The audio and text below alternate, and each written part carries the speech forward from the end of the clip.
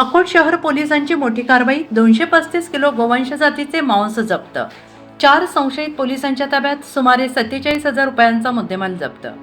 अकोट शहर पोलिसांनी गोपनीय माहितीच्या आधारे कारवाई करत कुरेशीपुरा अकोट येथून सुमारे 235 किलो गोवंश जातीचे मांस अंदाजे किंमत 47,000 रुपये जप्त केले. या कारवाईत पोलिसांनी 4 इसमांना ताब्यात घेतलेला आहे. पोलिसांकडून मिळालेल्या माहितीनुसार दिनांक 11 ऑगस्ट 2026 रोजी DB पथकाचे प्रमुख पोलीस उपनिरीक्षक निलेश बाराहाते यांना गोपनीय माहिती मिळाली होती की कुरेशीपुरा परिसरातील एका घरात गोवंश जनावरांची कत्तल करून मांसाचे तुकडे करून विक्री केली जात आहे.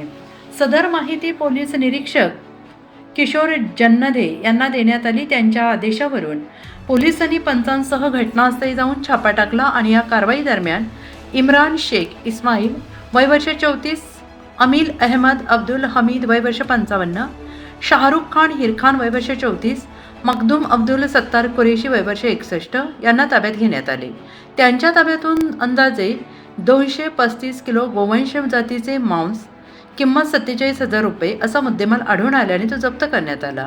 ही कारवाई पोलीस अधीक्षक अर्चित चंडक, अप्पर पोलीस अधीक्षक B चंद्रकांत रेड्डी, उपविभागीय पोलीस अधिकारी निखिल पाटील यांच्या मार्गदर्शनाखाली पोलीस निरीक्षक किशोर जन्नदे, DB पथक प्रमुख पोलीस उपनिरीक्षक निलेश बाराहाते तसेच पथकातील पोलीस कर्मचारी गणेश सोळंके, मोहन दुर्गे, अश्विन चव्हाण यांनी केली.